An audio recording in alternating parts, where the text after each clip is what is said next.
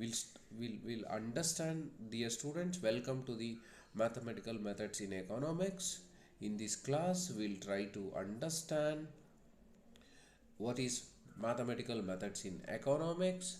Mathematical methods in economics is nothing but application of mathematical tools, mathematical models of mathematics into economics. Particularly, this application of mathematical tools and models are used to prove, disprove, analyze, and explain the various economic theories, economic hypotheses, and economic arguments is said to be mathematical economics. It's nothing but application of mathematical tools in understanding of the economic theories and economic hypothesis is said to be mathematical methods or mathematical economics. Mathematical economics is one of the very core subject nowadays, so which make you to understand any complex economic situations. It's very compulsory. One has to apply, one has to use the mathematical tools. The mathematical economics is a branch of quantitative methods in economics. Quantitative methods in economics which deals with statistical and mathematical methods of economics and application of statistical tools and application of mathematical tools to argue, to prove, to disprove the economic theories, economic arguments. In that, a part of the quantitative methods in economics is mathematical methods in economics, or we can call it as mathematical economics, mathematical methods in economics, mathematics for economics. You can call whatever you wish. So the whole idea of this is will come into force. The importance of this study is one of the most value added in the literature. So to make perfection of your theories, your arguments, your hypothesis, which will make so more amount of accuracy is said to be. That's a reason one should use the mathematics in day-to-day learning of economics and understanding of economics. ಕನ್ನಡದಲ್ಲಿ ಹೇಳೋದಾದರೆ ಗಣಿತಾತ್ಮಕ ಅರ್ಥಶಾಸ್ತ್ರ ಅಂತ ಕರಿತೀವಿ ವಿದ್ಯಾರ್ಥಿಗಳೇ. ಗಣಿತಾತ್ಮಕ ಅರ್ಥಶಾಸ್ತ್ರ ಅಂತ ಅಂದರೆ ಗಣಿತಶಾಸ್ತ್ರದಲ್ಲಿರ್ತಕ್ಕಂಥ ವಿವಿಧ ಪರಿಭಾವನೆಗಳನ್ನು, ಗಣಿತಶಾಸ್ತ್ರದಲ್ಲಿರ್ತಕ್ಕಂಥ 3 ಸಪರೇಟ್ ಬ್ರಾಂಚಸ್ ಆಗಿರ್ತಕ್ಕಂಥ ಅಂಕಗಣಿತ, ಬೀಜಗಣಿತ ಮತ್ತು ರೇಖಾಗಣಿತಗಳಲ್ಲಿರ್ತಕ್ಕಂಥ ವಿವಿಧ ಪರಿಭಾವನೆಗಳನ್ನು, ವಿವಿಧ ಗಣಿತಾತ್ಮಕ ಪಠ್ಯ ವಿಷಯಗಳನ್ನು, ಅರ್ಥಶಾಸ್ತ್ರದಲ್ಲಿರ್ತಕ್ಕಂಥ ಸಿದ್ಧಾಂತಗಳನ್ನು ಅರ್ಥೈಸಲು ಅವುಗಳನ್ನು ಪ್ರಾಯೋಗಿಕ ಪರೀಕ್ಷೆಗೆ ಒಳಪಡಿಸಲು, ಅವುಗಳು ಸತ್ಯಕ್ಕೆ ಮಿಥ್ಯವೋ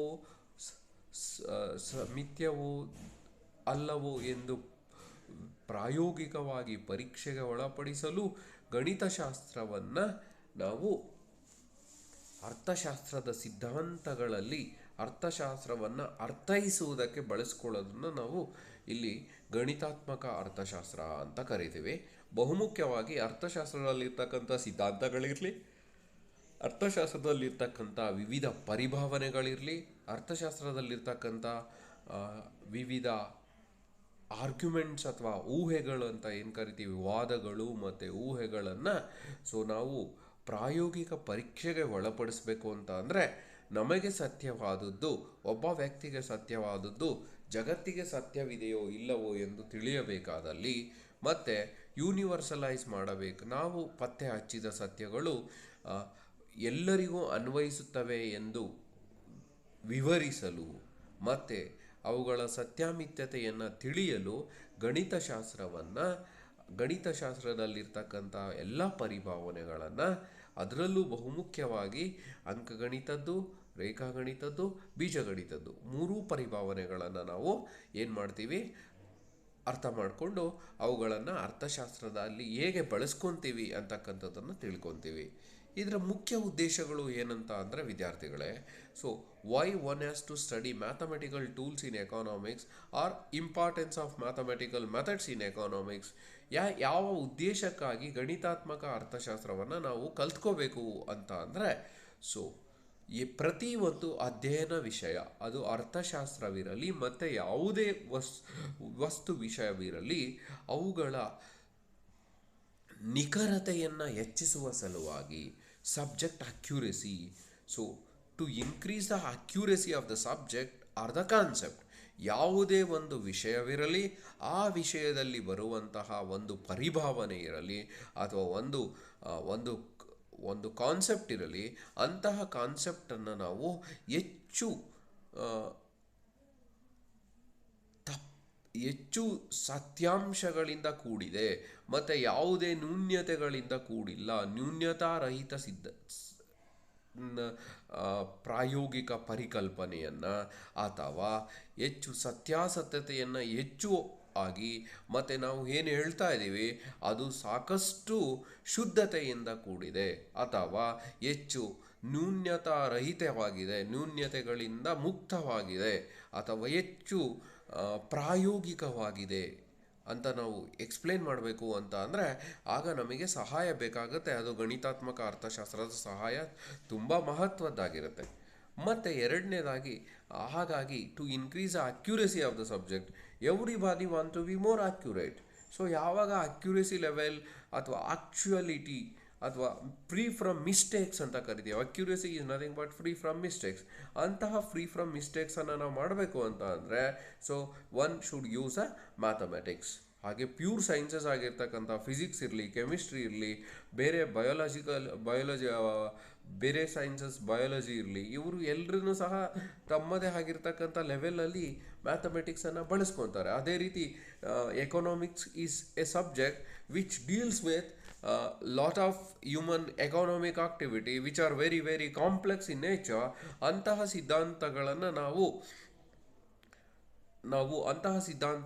ನಾವು ಪ್ರಾಯೋಗಿಕ ಭಾವನೆಗೆ ಒಳಪಡಿಸಬೇಕು ಅಥವಾ ಅವುಗಳು ಹೆಚ್ಚು ವ್ಯಕ್ತಿಗಳಿಗೆ ಸಂಬಂಧಿಸಿದ ಸಿದ್ಧಾಂತಗಳಿದ್ರೂ ಸಹ ಅವುಗಳು ಜನರಲೈಸ್ ಮಾಡಬೇಕು ಅಂತ ಅಂದರೆ ನಮಗೇನು ಬೇಕು, ಸೊ ಗಣಿತಾತ್ಮಕ ಅರ್ಥಶಾಸ್ತ್ರವ ಬೇಕೇ ಬೇಕಾಗತ್ತೆ. ಫಾರ್ ಜನರಲೈಸೇಷನ್ ಫ್ರಮ್ ಸ್ಪೆಸಿಫಿಕೇಷನ್ ಅಂತ ಅಂದರೆ ಒಬ್ಬ ವ್ಯಕ್ತಿಗೆ ಸರಿ ಹೊಂದಿದ್ದು ಸೊ ಇಡೀ ಜಗತ್ತಿಗೆ ಸರಿ ಹೊಂದುತ್ತಾ ಇಲ್ವಾ ಅಂತ ನಾವು ಸಾಮಾನ್ಯೀಕರಿಸಬೇಕಂತ ಅಂದರೆ ಸೊ ಜನರಲೈಸೇಷನ್ ಫ್ರಮ್ ಸ್ಪೆಸಿಫಿಕೇಷನ್ ಅಂತ ಅಂದರೆ so what is true for one is true for the universe, is true for the society, is true for the entire human beings. It's true or not ಅಂತ ನಾವು validate ಮಾಡಬೇಕಂತ ಅಂದರೆ so what we need mathematical methods in understanding our economic argument whatever you deal. So maybe the examples like microeconomics ಅಲ್ಲಿ ಬರ್ತಕ್ಕಂಥ utility theories ಇರ್ಬೋದು ಅಥವಾ demand theories ಇರ್ಬೋದು ಅಥವಾ ಮಾರ್ಕೆಟ್ ಸ್ಟ್ರಕ್ಚರ್ ಇರ್ಬೋದು. ಫಾರ್ ಎಕ್ಸಾಂಪಲ್ ಯುಟಿಲಿಟಿ ಥಿಯರಿ ಇದೆ.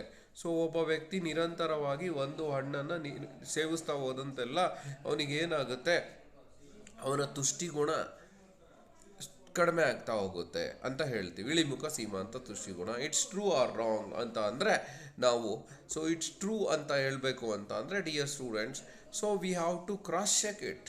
So then we need a mathematical method to understand how to put that concept into mathematics. ಮತ್ತು ಮ್ಯಾಥಮೆಟಿಕ್ಸಲ್ಲಿ we can able to it's true or not ಅಂತ check ಮಾಡಲಿಕ್ಕೆ we can specify it. ಹಾಗಾಗಿ so for generalization we need mathematics for generalization. So to validate the arguments or theories, ಹಲವಾರು ಅರ್ಥಶಾಸ್ತ್ರ ಸಿದ್ಧಾಂತಗಳಿದ್ದಾವೆ, ಹಲವಾರು ಅರ್ಥಶಾಸ್ತ್ರದಲ್ಲಿ ವಾದಗಳಿದ್ದಾವೆ, ಪ್ರತಿವಾದಗಳಿದ್ದಾವೆ.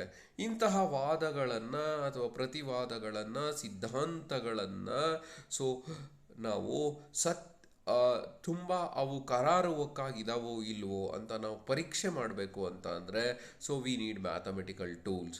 For example ಒಬ್ಬ ಉತ್ಪಾದನಗಾರನಿಗೆ ಪ್ರಾಫಿಟ್ ಬಂದಿರುತ್ತೆ, ಅದು ಮ್ಯಾಕ್ಸಿಮಮ್ ಪ್ರಾಫಿಟೋ ಅಲ್ವೋ ಅಂತ ಚೆಕ್ ಮಾಡಬೇಕಂದ್ರೆ we have to use the maximisation laws in mathematical methods. So are you want to use ಎರಡು ಸಮೀಕರಣಗಳಿರುತ್ತೆ, ಬೇಡಿಕೆ ನಿಯಮ, ಪೂರೈಕೆ ನಿಯಮಗಳೆರಡಿರುತ್ತೆ. ಮಾರುಕಟ್ಟೆಯಲ್ಲಿ ಒಂದು ಸರಕಿನ ಬೆಲೆ ಹೇಗೆ ನಿರ್ಧಾರ ಆಗುತ್ತೆ ಅಂದರೆ ಬೇಡಿಕೆ ಬೇಡಿಕೆ ಮತ್ತು ಪೂರೈಕೆ ಎರಡು ಅಂಶಗಳಿಂದ ನಿರ್ಧಾರ ಆಗುತ್ತೆ ಅಂತ ನಮಗೆ ಗೊತ್ತಿದೆ. ಸೊ ಅದನ್ನು ನಾವು ಹೆಚ್ಚು ಹೆಚ್ಚು ನಿಖರವಾಗಿ, ಹೆಚ್ಚು ಸ್ಪಷ್ಟವಾಗಿ, ಸೊ ಆರ್ಗ್ಯುಮೆಂಟ್ಸನ್ನು, ಥಿಯರಿಗಳನ್ನು ನಾವು ವ್ಯಾಲಿಡೇಟ್ ಮಾಡಲಿಕ್ಕೆ, ಸತ್ಯ ಅಂತ ಪ್ರೂವ್ ಮಾಡಬೇಕು ಅಂತ ಅಂದರೆ, ಅಥವಾ ಇವುಗಳು ಸಾಕಷ್ಟು ಪ್ರಾಯೋಗಿಕ ಮಹತ್ವವನ್ನು ಹೊಂದಿದೆ ಅಂತ ನಾವು ಹೇಳಬೇಕು ಅಂತ ಅಂದರೆ, ವಿದ್ಯಾರ್ಥಿಗಳೇ, ನಮಗೆ ಇಲ್ಲಿ ಗಣಿತಾತ್ಮಕ ಅರ್ಥಶಾಸ್ತ್ರದ ಸಹಾಯ ತುಂಬ ಬಹುಮುಖ್ಯವಾಗಿದೆ. ಮತ್ತು ಇನ್ನೊಂದು, to reduce a subjective bias. This is one among the most important across all the social sciences, even many physical sciences or pure sciences. We have a subjective bias ಅಂದರೆ ಸೊ ವೈಯಕ್ತಿಕ ನಿಲುವುಗಳನ್ನು ನಮ್ಮ ಆರ್ಗ್ಯುಮೆಂಟಲ್ಲಿ ಹೇಳ್ತಕ್ಕಂಥದ್ದು. ನಾವು ಪೂರ್ವಭಾವಿಯಾಗಿ ಏನೋ ಒಂದು ಪರಿಭಾವನೆಯನ್ನು ಹೊಂದಿದ್ದು, ಅದು ವೈಯಕ್ತಿಕ ವಿಷಯಗಳು ನಮ್ಮ ಹೇಳಿಕೆಗಳಲ್ಲಿ ಅಥವಾ ನಮ್ಮ ಸಿದ್ಧಾಂತದಲ್ಲಿ ಏನಾಗುತ್ತೆ, ರಿಫ್ಲೆಕ್ಟ್ ಆಗುತ್ತೆ. ಅಂತಹ ವೈಯಕ್ತಿಕವಾಗಿರ್ತಕ್ಕಂಥ ಅಂಶಗಳನ್ನು ಕರ್ಟೈಲ್ ಮಾಡಲಿಕ್ಕೆ, ಜನರಲೈಸ್ ಮಾಡಬೇಕು. ನಾವು ವ್ಯಕ್ತಿನಿಷ್ಠವಾಗಿರಬಾರ್ದು, ವಸ್ತುನಿಷ್ಠವಾಗಿರಬೇಕು. ಹೆಚ್ಚು ವಸ್ತುನಿಷ್ಠವಾಗಿರಬೇಕು ನಮ್ಮ ಹೇಳಿಕೆಗಳು, ನಮ್ಮ ಸಿದ್ಧಾಂತಗಳು, ನಮ್ಮ ಪರಿಭಾವನೆಗಳು ಅಂತ ಅಂದರೆ ಗಣಿತಾತ್ಮಕ ಅರ್ಥಶಾಸ್ತ್ರವನ್ನು ಹೆಚ್ಚು ಹೆಚ್ಚು ಬಳಸ್ಕೊಳ್ಳೋದ್ರಿಂದ so we can reduce a subjective bias. So whatever the concept you explain, whatever the theory you deal, so whatever the argument you propose, or whatever the hypothesis you develop, ಇದು ಎಲ್ಲದಕ್ಕೂ ನಮಗೆ ಏನು ಬೇಕಾಗುತ್ತೆ ವಿದ್ಯಾರ್ಥಿಗಳೇ, ಸೊ ಗಣಿತಶಾಸ್ತ್ರವನ್ನು ಬಳಸೋದ್ರಿಂದ ನಾವೇನಾಗುತ್ತೆ, ನಮ್ಮ ವೈಯಕ್ತಿಕ ವ್ಯಕ್ತಿನಿಷ್ಠತೆಯಿಂದ ವಸ್ತುನಿಷ್ಠತೆಯತ್ತ ಕೊಂಡೊಯ್ಯುತ್ತೆ ನಮ್ಮ ಅಧ್ಯಯನವನ್ನು. ಹಾಗಾಗಿ so to avoid the subjective bias, one need to study. It's a very mandatory tool. So across all the schools of economics, so it's a very mandatory. You should adapt your mathematical tools, otherwise you will be illiterate. It's in a literature, ಈ ಸಾಹಿತ್ಯದಲ್ಲಿ ನಾವು ಕೇಳ್ತೀವಿ, ಅಥವಾ so ನೀನು ವಿದ್ಯಾವಂತನೋ ಅವಿದ್ಯಾವಂತನೋ ಅಂತ ನಾವು ಸಾಮಾನ್ಯವಾಗಿ ಪ್ರಶ್ನೆ ಕೇಳಿದ್ರೆ ನೀವೆಲ್ಲ ಸರ್ ನಾವು ವಿದ್ಯಾವಂತರು ಅಂತ ಕರಿತೀರಿ. ಬಟ್ ಈಗ ಯುನೆಸ್ಕೋ ಒಂದು ಡಿಫೈನ್ ಮಾಡಿದೆ, ನಾವು ವಿದ್ಯಾವಂತರು ಅಂತ ಅನ್ನಿಸ್ಕೋಬೇಕಂದ್ರೆ if you want to be a literate, ನಮಗೆ ಕಂಪ್ಯೂಟರ್ ಜ್ಞಾನ ಗೊತ್ತಿರಬೇಕು, ನಮಗೆ ಪ್ರಚಲಿತ ವಿದ್ಯಮಾನಗಳ ಜ್ಞಾನ ಗೊತ್ತಿರಬೇಕು, ಮತ್ತು ನಮಗೆ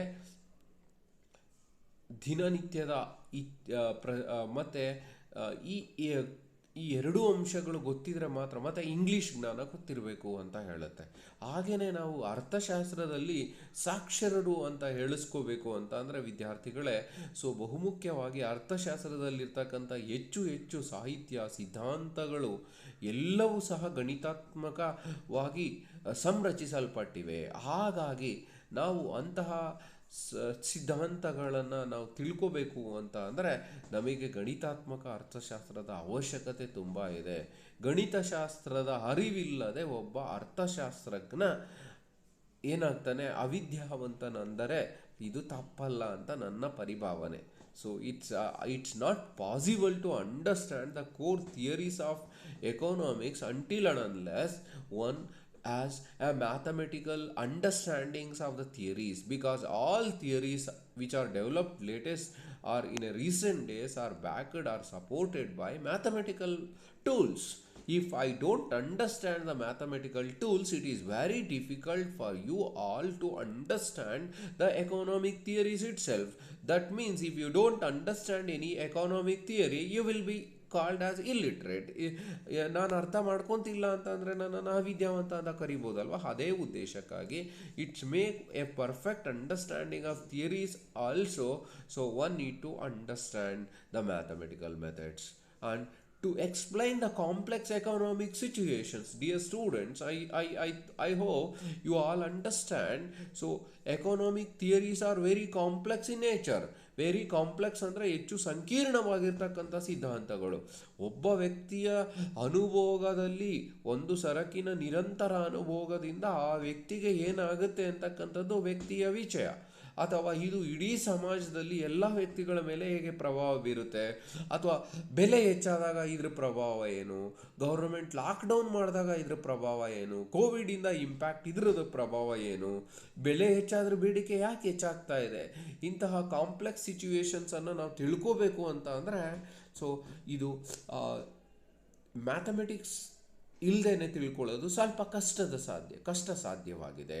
ಅಥವಾ ಎಷ್ಟೋ ವಿಷಯಗಳಲ್ಲಿ, ಎಷ್ಟೋ ಸಂದರ್ಭಗಳಲ್ಲಿ ಇನ್ನೂ ಸಂಕೀರ್ಣವಾಗಿರ್ತಕ್ಕಂಥ ವಿಷಯಗಳನ್ನು ನಾವು ಅರ್ಥೈಸಲಿಕ್ಕೆ ಇದರಿಂದ ಸಾಧ್ಯವೇ ಆಗೋದಿಲ್ಲ ಗಣಿತಶಾಸ್ತ್ರವನ್ನು ಬಳಸ್ದೇನೆ. ಹಾಗಾಗಿ ಗಣಿತಶಾಸ್ತ್ರದ ಬಳಕೆಯಿಂದ ಅರ್ಥಶಾಸ್ತ್ರದಲ್ಲಿ ಹೆಚ್ಚು ಹೆಚ್ಚು ಸಂಕೀರ್ಣ ಆರ್ಥಿಕ ಸಮಸ್ಯೆಗಳನ್ನು, ಆರ್ಥಿಕ ವಿಷಯಗಳನ್ನು, ಆರ್ಥಿಕ ಸಿದ್ಧಾಂತಗಳನ್ನು, ಆರ್ಥಿಕ ವಾದಗಳನ್ನು, ಆರ್ಥಿಕ ಚರ್ಚೆಗಳನ್ನು ನಾವು ಹೆಚ್ಚು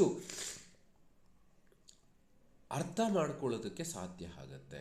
ಹಾಗಾಗಿ ಗಣಿತಶಾಸ್ತ್ರ ತುಂಬ ಬಹುಮುಖ್ಯವಾಗಿದೆ. ಮತ್ತು to bring dynamics to static concept, or static to dynamic concepts, ಇದು ಎರಡೂ ಥರ ಅರ್ಥ ಮಾಡ್ಕೋಬೋದು. To bring dynamics to static concepts or static concepts to dynamic. ಯಾವುದೇ ಒಂದು ವಿಷಯ ಒಂದು ಸಂದರ್ಭಕ್ಕೆ ಸಂಬಂಧಿಸಿದ್ದಲ್ಲಿ ಅದನ್ನು ಸ್ಟ್ಯಾಟಿಕ್ ಕಾನ್ಸೆಪ್ಟ್, ಒಂದು ಸಮಯಕ್ಕೆ ಸಂದರ್ಭಿಸಿದ್ದಲ್ಲಿ ಅದನ್ನು ಸ್ಟ್ಯಾಟಿಕ್ ಕಾನ್ಸೆಪ್ಟ್ ಅಂತ ಕರಿತೀವಿ ಅರ್ಥಶಾಸ್ತ್ರದಲ್ಲಿ. ಡೈನಮಿಕ್ಸ್ ಅಂತ ಅಂದರೆ ವಿವಿಧ ಸಂದರ್ಭಗಳಲ್ಲಿ ಹೇಗಾಗುತ್ತೆ. ಫಾರ್ ಎಕ್ಸಾಂಪಲ್, ಒಬ್ಬ ಅನುಭೋಗಿ ಒಂದು ಸರಕನ್ನು ನಿರಂತರವಾಗಿ ಅನುಭೋಗಿಸಿದಾಗ ಅದರ ತುಷ್ಟಿಗುಣ ಕಡಿಮೆ ಆಗುತ್ತೆ, ಅದು ಸ್ಟ್ಯಾಟಿಕ್ ಕಾನ್ಸೆಪ್ಟ್. ಒಂದು ನಿರ್ದಿಷ್ಟ ಅವಧಿ ಅಥವಾ ವಿವಿಧ ಸಂದರ್ಭಗಳಲ್ಲಿ ಅವನಿಗೆ ಹೊಟ್ಟೆ ಹಸುವಾಗಿದೆ ಅಥವಾ ಒಂದು ವಾರ ಉಪವಾಸ ಇದ್ದಾನೆ, ಆಗ ಅನುಭವಿಸ್ತಾ ಹೋದರೆ ಹಾಗೇನಾಗುತ್ತೆ, ಅಥವಾ ಪ್ರಿಸ್ನರಿಗೆ ಏನಾಗುತ್ತೆ, ಅಥವಾ ಸಾಮಾನ್ಯ ನಾಗರಿಕನಿಗೆ ಏನಾಗುತ್ತೆ, ಒಬ್ಬ ಹೊಟ್ಟೆ ಬಾಕನಿಗೆ ಏನಾಗುತ್ತೆ. ಅಥವಾ ಒಬ್ಬನೇ ವ್ಯಕ್ತಿ ವಿವಿಧ ಸಂದರ್ಭಗಳಲ್ಲಿ, ಒಬ್ಬ ವ್ಯಕ್ತಿ ಚೈಲ್ಡ್ಹುಡ್ ಏಜಲ್ಲಿ ಇದ್ದಾಗ ಏನಾಗುತ್ತೆ, ಅಡಲ್ಟ್ ಏಜ್ ಇದ್ದಾಗ ಏನಾಗುತ್ತೆ, ಅಥವಾ ಓಲ್ಡ್ ಏಜ್ ಆದಾಗ ಏನಾಗುತ್ತೆ, ಈ ಥರ ಈ ಕಾನ್ಸೆಪ್ಟ್ಸನ್ನು ನಾವು ಒಂದು ಸಂದರ್ಭದಲ್ಲಿ ಇರ್ತಕ್ಕಂಥದ್ದನ್ನು ಹಲವು ಸಂದರ್ಭಗಳಲ್ಲಿ ನಾವು ಅಧ್ಯಯನ ಮಾಡಬೇಕು ಅಂತ ಅಂದರೆ, ಒಂದು ಸಂದರ್ಭಕ್ಕೆ ಸಂಬಂಧಿಸಿದರೆ ಅದು static concept. If you dynamise it, adult ಏಜಲ್ಲಿ ಏನಾಗುತ್ತೆ, ಅಥವಾ ಚೈಲ್ಡ್ಹುಡ್ಡಲ್ಲಿ ಏನಾಗಿತ್ತು, ಮತ್ತು ಓಲ್ಡ್ ಏಜಲ್ಲಿ ಏನಾಗುತ್ತೆ, ಅಥವಾ ಪ್ರೊಡಕ್ಟಿವ್ ಪಾಪ್ಯುಲೇಷನ್ ಇದ್ದಾಗ ಏನಾಗಿರುತ್ತೆ, ಅನ್ಪ್ರೊಡಕ್ಟಿವ್ ಪಾಪ್ಯುಲೇಷನ್ ಆದಾಗ ಏನಾಗುತ್ತೆ. ಈ ಥರ ಕಾನ್ಸೆಪ್ಟ್ಸನ್ನು, ಅಥವಾ ಇಂಡಿಯನ್ ಕೇಸಲ್ಲಿ ಏನಾಗಿರುತ್ತೆ, ಈ 2020ಇಂದ ಕೋವಿಡ್ ಸಿಚುವೇಶನ್ ಇದೆ, ಕೋವಿಡ್ಗೆ ಪೂರ್ವ ಹೇಗಿತ್ತು, ಕೋವಿಡ್ ನಂತರ ಸ್ಥಿತಿ ಏನು, ಕೋವಿಡ್ನ ಸಂದರ್ಭದಲ್ಲಿ ಏನು, ಹೀಗೆ ವಿವಿಧ ಪರಿಭಾವನೆಗಳನ್ನು ನಮ್ಮ ಅಧ್ಯಯನದಲ್ಲಿ ಅಳವಡಿಸಿಕೊಳ್ಳಲು ಬಹುಮುಖ್ಯವಾಗಿ ಗಣಿತಶಾಸ್ತ್ರದ ಅವಲಂಬನೆ, ಗಣಿತಶಾಸ್ತ್ರದ ಬಳಕೆ ತುಂಬ ಬಹುಮುಖ್ಯವಾಗಿ ಅವಶ್ಯಕವಿದೆ. It's very compulsory. One has to understand mathematical tools to bring lot of static concepts into dynamics of economics. For example, national income estimation, or whatever you bring in. There are many things which are dynamic in nature. Such dynamic concepts ಅನ್ನು ನಾವು ಅರ್ಥ ಮಾಡ್ಕೋಬೇಕು ಅಂತ ಅಂದರೆ it's pure mathematics is required. It's A basic mathematics where we apply all the tools of mathematics as per our requirement, and we'll try to understand the economics and to make our arguments more precise and accurate. ನಮ್ಮ ಒಬ್ಬ ಅರ್ಥಶಾಸ್ತ್ರಜ್ಞನ arguments ಹೆಚ್ಚು concise ಆಗಿ, compact ಆಗಿ ಇರಬೇಕು. ಅವರು ಏನು ಹೇಳ್ತಾ ಇದ್ದಾರೆ ಅದು ತುಂಬ ಸ್ಪಷ್ಟವಾಗಿರಬೇಕು, ದೋಷ ಮುಕ್ತವಾಗಿರಬೇಕು ಅಂತ ಅಂದರೆ one has to explain through application of mathematical tools. If you use mathematical tools, then your explanation will be more accurate and more precise. For example, ಒಂದು ಮಾರುಕಟ್ಟೆಯಲ್ಲಿ ಸರಕಿಗೆ ಮತ್ತು ಬೆಲೆಗೆ ಇರುವ ಬೇಡಿಕೆ ವಿರುದ್ಧವಾಗಿದೆ ಅಥವಾ ಪರಸ್ಪರ ವಿರುದ್ಧವಾಗಿದ್ದಾವೆ ಅಂತ ನಾವು ವಾಕ್ಯ ರೂಪದಲ್ಲಿ ಹೇಳುತ್ತೇವೆ. ಗಣಿತಾತ್ಮಕ ರೂಪದಲ್ಲಿ ಇದು ಹೇಳಬೇಕಂತ ಅಂದರೆ ಜಸ್ಟ್ ಇನ್ಕ್ರೀಸಿಂಗ್ ಲೈನ್ ಅಂತ ಕರೆದ್ರೆ, from origin to right side, if we measured X ಆಕ್ಸಿಸಲ್ಲಿ ಡಿಮ್ಯಾಂಡನ್ನು, ವೈ ಆಕ್ಸಿಸಲ್ಲಿ ಬೆಲೆಯನ್ನು ನಾವು ಮೆಸರ್ ಮಾಡ್ತೀವಿ ಅಂದ್ಕೊಳ್ಳಿ. ಆಗ ನಾವು ಫಾರ್ ಎಕ್ಸಾಂಪಲ್ ಆ ಬೇಡಿಕೆಯನ್ನು ಮೆಜರ್ ಮಾಡಿದಾಗ ನಮಗೇನಾಯಿತು, ಸೊ ಬೇಡಿಕೆ ರೇಖೆ ಎಡದಿಂದ ಬಲಕ್ಕೆ ಮೇಲ್ಮುಖವಾಗಿ ಚಲಿಸುತ್ತದೆ, from left to right side. So the demand curve shifts upward from the origin ಅಂತ ಅಂದರೆ, ಸೊ ಆಗ ನಮಗೆ ಗೊತ್ತಾಗುತ್ತೆ ಸೊ ಇಟ್ಸ್ ಇನ್ಕ್ರೀಸಿಂಗ್, ಅಥವಾ ದೆರ್ ಈಸ್ ಒಂದು ಇನ್ಕ್ರೀಸ್ ಆದಾಗ ಇನ್ನೊಂದು ಡಿಕ್ರೀಸ್ ಆಗುತ್ತೆ ಅಂತ ನಮಗೆ ಗೊತ್ತಾಗ್ತಾ ಇದೆ. So if that is the case, left to right side downward sloping, left to right side downward sloping ಅಂತ ಇದ್ರೆ ಅದನ್ನು ಡಿಮ್ಯಾಂಡ್ ಕರ್ವ್ ಇನ್ವರ್ಸ್ ರಿಲೇಶನ್ಶಿಪ್ ಇದೆ ಅಂತ ಹೇಳ್ತೀವಿ.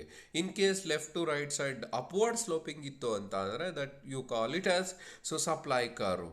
ಸೊ ಅದು ಎರಡಕ್ಕೂ ನೇರ ಸಂಬಂಧ ಇದೆ ಅಥವಾ ಪರೋಕ್ಷ ಸಂಬಂಧ ಇದೆ ಅಥವಾ ವಿರುದ್ಧ ದಿಕ್ಕಿನಲ್ಲಿ ಚಲಿಸ್ತಾ ಇದ್ದಾವೆ ಅಂತ ನಾವು ಇದೊಂದು ಸಮೀಕರಣ ರೂಪದಲ್ಲೂ ಹೇಳ್ಬೋದು. ಇನ್ನೊಂದು ನೋಡಿ, ರೇಖಾಗಣಿತದಲ್ಲಿ ನಾವು ಎಡದಿಂದ ಬಲಕ್ಕೆ ಇಳುಮುಖವಾಗ್ತಾ ಇದೆ ಅಂತ ಅಂದರೆ ಲೈನ್ ಕೆಳಗಡೆ ಬರ್ತಾ ಇದೆ, ಒಂದಕ್ಕೆ ಸಂಬಂಧ ಒಂದಕ್ಕೂ ಇನ್ನೊಂದಕ್ಕೂ ಸಂಬಂಧ ವಿರುದ್ಧವಾಗಿದೆ.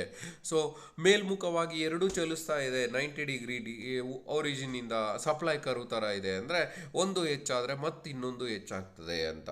ಇದನ್ನು ಅಂಕಗಣಿತದಲ್ಲಿ ನಾವು ಜಸ್ಟ್ ಒಂದು ಮ್ಯಾಥಮೆಟಿಕಲ್ ಸೈನ್ ಪ್ಲಸ್ ಅಂತ ಬರೆದ್ರೆ, so the demand and price as a inverse relationship ಅಂತ ನಾವು ಏನು ಹೇಳ್ತೀವಿ, ಮೈನಸ್ ಸಿಂಬಲ್ ತೋರಿಸ್ಬಿಟ್ರೆ ನಾವಲ್ಲಿ, ಸೊ ಒಂದು ಹೆಚ್ಚಾದರೆ ಇನ್ನೊಂದು ಕಡಿಮೆ ಆಗುತ್ತೆ ಪ್ರೈಸಿಗೂ ಡಿಮ್ಯಾಂಡಿಗೂ. So price has an inverse effect on quantity demanded. Price ಪಕ್ಕದಲ್ಲಿ ನಾವು ಮೈನಸ್ ಏನಾದರೂ ಬರೆದುಬಿಟ್ರು ಅಂತ ಅಂದರೆ just one minus sign which will tell you price as a inversely associated ಅಥವಾ indirectly associated or negatively associated with quantity demand ಅಂತ ನಮಗೆ ಗೊತ್ತಾಗುತ್ತೆ. In case if you write a plus sign ಅಂತ ಬರೀರಿ, same quantity same price, so okay plus ಅಂತ ಬರೋದಿದ್ದ ತಕ್ಷಣ ಅದು ಸಪ್ಲೈ ಅಂತ ನಮಗೆ ಗೊತ್ತಾಯಿತು. ಸಪ್ಲೈಗೂ ಮತ್ತು ಪ್ರೈಸಿಗೂ ಎರಡಕ್ಕೂ ನೇರ ಸಂಬಂಧ ಇದೆ. ಪ್ರೈಸ್ ಜಾಸ್ತಿ ಆದಂತೆ ಸಪ್ಲೈ ಜಾಸ್ತಿ ಆಗುತ್ತೆ. ಟೊಮೊಟೊ ಬೆಳೀತಾ ಇದ್ದೀರಿ ನೀವು ಅಂದ್ಕೊಳ್ಳಿ, ಸೊ ಟೊಮೊಟೊ ಬೆಲೆ ಜಾಸ್ತಿ ಆದರೆ ರೈತರು ಏನು ಮಾಡ್ತಾರೆ, ಮುಂದಿನ ವರ್ಷನೂ ಹೆಚ್ಚು ಹೆಚ್ಚು ಟೊಮೊಟೊ ಬೆಳೀಲಿಕ್ಕೆ ಹೋಗ್ತಾರೆ. ಅಥವಾ ಈ ಸಂಕ್ರಾಂತಿ ಹಬ್ಬದಲ್ಲಿ ಹೆಚ್ಚು ಬೆಲೆ ಬಂತು ಕಬ್ಬುಗೆ ಅಂತ ಅಂದ್ಕೊಳ್ಳಿ, ಸೊ ನೀವು ಮುಂದಿನ ವರ್ಷನೂ ಸಹ ಹೆಚ್ಚು ಹೆಚ್ಚು ಕಬ್ಬನ್ನು ಬೆಳೀಲಿಕ್ಕೆ ಸೊ ಉತ್ತೇಜನ ಸಿಗುತ್ತೆ. ಹಾಗೆ supply and producer also, in case industrial manufacturer ಯಾವುದೋ ಒಂದು ಸರಕನ್ನು ಉತ್ಪಾದನೆ ಮಾಡ್ತಾ ಇದ್ದಾನೆ, ಅವನಿಗೆ ಎಕ್ಸ್ಪೆಕ್ಟೇಷನ್ಗಿಂತಲೂ ಬೆಲೆ ಜಾಸ್ತಿ ಸಿಗ್ತಾ ಇದೆ. So obviously it increases, it stimulate the supply of the commodity. So ಈ ಥರದ ಆರ್ಗ್ಯುಮೆಂಟ್ಸನ್ನು ನಾವು ತುಂಬ ನಿಖರವಾಗಿ ಸ್ಪಷ್ಟವಾಗಿ ದೋಷಗಳಿಲ್ಲದೆ ಮತ್ತು ಹೆಚ್ಚು ಸ್ಪಷ್ಟತೆಯಿಂದ ಮೋರ್ ಅಕ್ಯುರೇಟ್ ಆಗಿ ಹೆಚ್ಚು ಸಂಕ್ಷಿಪ್ತವಾಗಿ ಹೇಳಬೇಕು ಅಂತ ಅಂದರೆ ನಮಗೆ ಗಣಿತಶಾಸ್ತ್ರದ ಬಳಕೆ ತುಂಬ ಮುಖ್ಯವಾಗಿದೆ. ಹಾಗಾಗಿ so one has to use mathematical tools to explain his economic theories and arguments with more precise and accurate and to be more realistic to the real world.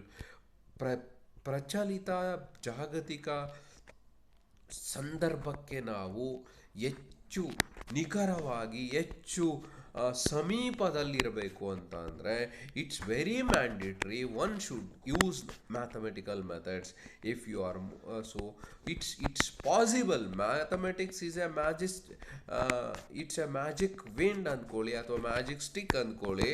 So it makes you to be more realistic in the real world.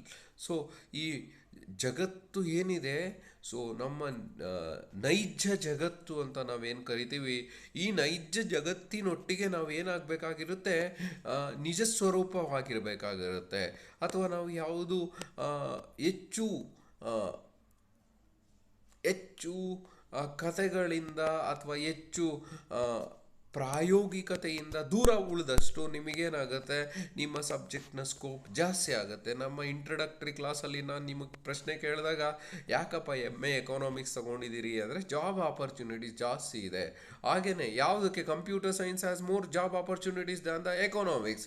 Y? Because it's much more realistic to the real world.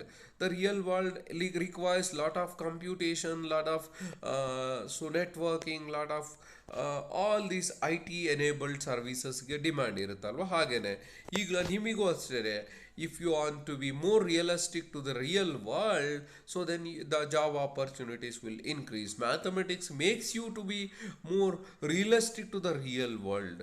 ನಿಮ್ಮ ನೈಜ ಪ್ರಪಂಚಕ್ಕೆ ನಿಮ್ಮನ್ನು ಹೆಚ್ಚು ಸದೃಢರನ್ನಾಗಿ ಮಾಡುತ್ತೆ, ನಿಮ್ಮನ್ನು ತಯಾರಿ ಮಾಡುತ್ತೆ. ಅಥವಾ ನಾವು ಹೆಚ್ಚು ನಮ್ಮ ಆರ್ಗ್ಯುಮೆಂಟ್ಸಲ್ಲಿ, ನಮ್ಮ ಡಿಸ್ಕಷನಲ್ಲಿ, ನಮ್ಮ ಎಕ್ಸ್ಪ್ಲನೇಷನ್ಸಲ್ಲಿ ಹೆಚ್ಚು ನಾವು ನೈಜ ಪ್ರಪಂಚಕ್ಕೆ ತುಂಬ ಸಮೀಪವಾಗಿ ಮಾಡುತ್ತೆ. ಹಾಗಾಗಿ ವಿದ್ಯಾರ್ಥಿಗಳೇ, ಗಣಿತಾತ್ಮಕ ಅರ್ಥಶಾಸ್ತ್ರ ತುಂಬ ಮುಖ್ಯ. ಹಾಗೆ so to develop the new theories in economics, ಅರ್ಥಶಾಸ್ತ್ರದಲ್ಲಿ ಇನ್ನು ಹೊಸ ಹೊಸ ಸಿದ್ಧಾಂತಗಳನ್ನು, ಪರಿಭಾವನೆಗಳನ್ನು, ವಾದಗಳನ್ನು, ಊಹೆಗಳನ್ನು ನಾವು ಅಭಿವೃದ್ಧಿಪಡಿಸಲು ಸಂಶೋಧಕರಾಗಿ ಅಥವಾ ಅರ್ಥಶಾಸ್ತ್ರಜ್ಞರಾಗಿ ಪ್ರತಿ ವರ್ಷ ಅರ್ಥಶಾಸ್ತ್ರಜ್ಞನ ಕರ್ತವ್ಯ ಏನು ಅಂತ ನಿಮಗೆ ಕೇಳಿದ್ರೆ ನಿಮಗೆ ಗೊತ್ತಿದೆ. ಅಸ್ತಿತ್ವದಲ್ಲಿರ್ತಕ್ಕಂಥ ಹಲವಾರು ಜಾಗತಿಕ, ವೈಯಕ್ತಿಕ, ರಾಷ್ಟ್ರೀಯ, ದೇಶೀಯ ಅಥವಾ ಸಾಮಾಜಿಕ ಮತ್ತು ಒಂದು ಕುಟುಂಬಕ್ಕೆ ಸಂಬಂಧಿಸಿದ ಅಥವಾ ಒಂದು ಉದ್ಯಮಕ್ಕೆ ಸಂಬಂಧಿಸಿದ ಆರ್ಥಿಕ ಸಮಸ್ಯೆಗಳಿಗೆ ಪರಿಹಾರವನ್ನು ಹುಡುಕುವುದು ಸಿದ್ಧಾಂತಗಳ ಮೂಲಕ, ಅಥವಾ ಅಂತಹ ಸಮಸ್ಯೆಗಳೇನಿದೆ ಅಂತ ಪತ್ತೆ ಹಚ್ಚುವುದು. ಈ ಸಿದ್ಧಾಂತಗಳ ಮೂಲಕ ಇಂತಹ ಕಾರ್ಯದಲ್ಲಿ ನೀವು ತಲ್ಲೀನರಿದ್ದಾಗ ಹೊಸ ಹೊಸ ಸಂಶೋಧಕರಾಗಿ ಅರ್ಥಶಾಸ್ತ್ರದಲ್ಲಿ ಹೊಸ ಸಿದ್ಧಾಂತಗಳನ್ನು ನೀವು ರೂಪಿಸಲು ತಯಾರಿ ಮಾಡಿದ್ದೇ ಆದಲ್ಲಿ ವಿದ್ಯಾರ್ಥಿ ಮಿತ್ರರೇ, ನಿಮಗೆ ಬಹುಮುಖ್ಯವಾಗಿ ಅವಶ್ಯಕವಿರುವಂತಹ ಒಂದು ಸಲಕರಣೆ ಯಾವುದು ಅಂದರೆ ಗಣಿತಾತ್ಮಕ ಅರ್ಥಶಾಸ್ತ್ರ. For an econometrician or for economists, it's very mandatory to use mathematical tools to develop new theories. It's very compulsion which makes us, otherwise ಒಬ್ಬ ಕಾರ್ಪೆಂಟರ್ಗೆ ಹೇಗೆ ಅವನಿಗೆ ಬೇಕಾಗಿರ್ತಕ್ಕಂಥ ಪರಿಕರಗಳು, ಅಥವಾ ನೀವು ಅಡಿಗೆ ಮಾಡಬೇಕು ಅಂದರೆ, ಅಮ್ಮ ಅಡಿಗೆ ಮಾಡಬೇಕಂದ್ರೆ ಅಡಿಗೆ ಮನೆಯಲ್ಲಿ ಎಷ್ಟೆಲ್ಲ ಸಲಕರಣೆಗಳು ಬೇಕು ನಿಮಗೆಲ್ಲ ಗೊತ್ತಿದೆ. ಆ ಸಲಕರಣೆಗಳೇ ಇಲ್ಲದೆ ನಾವು ಅಡಿಗೆ ಮಾಡಲಿಕ್ಕೆ ಆಗಲ್ಲ. ಪಾತ್ರೆ ಬೇಕಾಗುತ್ತೆ, ಗ್ಯಾಸ್ ಸ್ಟವ್ ಬೇಕಾಗಿರುತ್ತೆ, ವಾಟರ್ ಬೇಕಾಗುತ್ತೆ, ಅಥವಾ ಮತ್ತು ಇನ್ನೊಂದು ಸೌಟ್ ಬೇಕಾಗುತ್ತೆ. You need so many equipments ಅಲ್ವಾ. ಹಾಗೆಯೇ ಹೊಸ ಸಿದ್ಧಾಂತಗಳನ್ನು ಅರ್ಥಶಾಸ್ತ್ರದಲ್ಲಿ ನಾವು ಡೆವಲಪ್ ಮಾಡಬೇಕು ಅಂತ ಅಂದರೆ ವಿದ್ಯಾರ್ಥಿಗಳೇ, ನಮಗೆ ಬಹುಮುಖ್ಯವಾಗಿ ಗಣಿತಶಾಸ್ತ್ರದಲ್ಲಿರ್ತಕ್ಕಂಥ ಪರಿಭಾವನೆಗಳು ಅರ್ಥ ಮಾಡ್ಕೋಬೇಕು. ಅಂತಹ ಗಣಿತಶಾಸ್ತ್ರದಲ್ಲಿರ್ತಕ್ಕಂಥ ಪರಿಭಾವನೆಗಳನ್ನು ನಾವು ಬಳಸ್ಕೊಂಡು ಸಂಕೀರ್ಣವಾಗಿರ್ತಕ್ಕಂಥ ಆರ್ಥಿಕ ಸಮಸ್ಯೆಗಳಿಗೆ ಪರಿಹಾರವನ್ನು ಕೊಡಲಿಕ್ಕೆ, ಅಥವಾ ಆರ್ಥಿಕ ಸಮಸ್ಯೆಗಳು ಹೇಗಿದ್ದಾವೆ ಅಥವಾ ಆರ್ಥಿಕ ಸಂಗತಿಗಳು ಹೇಗೆ ನಮ್ಮ ಜೊತೆ ಸಂಕೀರ್ಣವಾಗಿದ್ದಾವೆ ಅವುಗಳನ್ನು ಎಕ್ಸ್ಪ್ಲೈನ್ ಮಾಡಲಿಕ್ಕೆ ಮತ್ತು ಇಡೀ ಜಗತ್ತಿಗೆ ನಾವು ತಿಳಿಸ್ಲಿಕ್ಕೆ ಸಹಾಯ ಮಾಡುತ್ತೆ ಈ ಗಣಿತಾತ್ಮಕ ಅರ್ಥಶಾಸ್ತ್ರ. ಇಷ್ಟು ಗಣಿತಾತ್ಮಕ ಅರ್ಥಶಾಸ್ತ್ರ ಅಂದರೆ ಏನು, ಗಣಿತಾತ್ಮಕ ಅರ್ಥಶಾಸ್ತ್ರದಿಂದ ಆಗುವ ಪ್ರಯೋಜನಗಳು ಏನು ಅಂತ ಇಷ್ಟನ್ನು ನೀವು ಒಂದು 2 ಸರ್ತಿ 3 ಸರ್ತಿ ಈ ವಿಡಿಯೋನ ಕೇಳಿಸ್ಕೊಳ್ಳಿ. ಮತ್ತು ನಿಮಗೆ ಎಲ್ಲ ಕ್ಲಾಸ್ ಆಗಿದ ತಕ್ಷಣ ನಿಮಗೆ 1 ದಿನ 2 ದಿನದಲ್ಲಿ ಒಂದು ಟೆಸ್ಟನ್ನು ಕೊಡ್ತೀನಿ ಆನ್ಲೈನಲ್ಲಿ. ನಿಮಗೆ ಈ ಪಾಠ ಕೇಳಿಸ್ಕೊಂಡಿದ್ರೆ ಮಾತ್ರ ಈ ಟೆಸ್ಟನ್ನು ಅಟೆಂಡ್ ಮಾಡಿ ಪಾಸ್ ಮಾಡಲಿಕ್ಕೆ ಆಗುತ್ತೆ. ಇನ್ನು ಸ್ವಲ್ಪ ದಿನದ ಮಟ್ಟಿಗೆ ಸಾಧ್ಯ ಆದಷ್ಟು ನೀವು ಇದರ ಕಡೆ ಆನ್ಲೈನ್ ಮೋಡಲ್ಲಿ ಇರೋದ್ರಿಂದ ಹೆಚ್ಚು 2 ಸರ್ತಿ 3 ಸರ್ತಿ ಈ ರೆಕಾರ್ಡೆಡ್ ಕ್ಲಾಸನ್ನು ಕೇಳಿಸ್ಕೊಳ್ಳಿ ಮತ್ತು ಅರ್ಥ ಮಾಡ್ಕೊಳ್ಳಿ. ಸಾಧ್ಯ ಆದರೆ ಇದನ್ನು ನಾನು ಆಗಲೇ ನಿಮಗೆ PPT ನೋಟ್ಸ್ ಥರ ನಿಮಗೆ ಶೇರ್ ಮಾಡಿದ್ದೀನಿ, ಅದನ್ನು ನೀವು ನೋಡ್ಕೊತಾ ಇರಿ. Wish you all the very best. Will meet you in the next class. Thank you everybody for your patient listening and understanding. Dear students, we'll meet you in the second lecture, in the next session. Thank you.